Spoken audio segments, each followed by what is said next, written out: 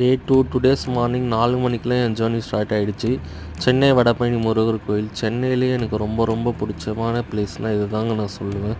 காலையில் 5 மணிக்கு பள்ளி ஏறி போச்சு. ஸோ ஏர்லி மார்னிங்கே எழுஞ்சி கிளம்பி வந்தாச்சு. வெயிட் இவன் என்ன ஃபிட்னஸ் வீடியோன்னு சொல்லிட்டு டிவோஷனல் வீடியோ போட்டுட்ருக்கான்னு நினைக்காதீங்க.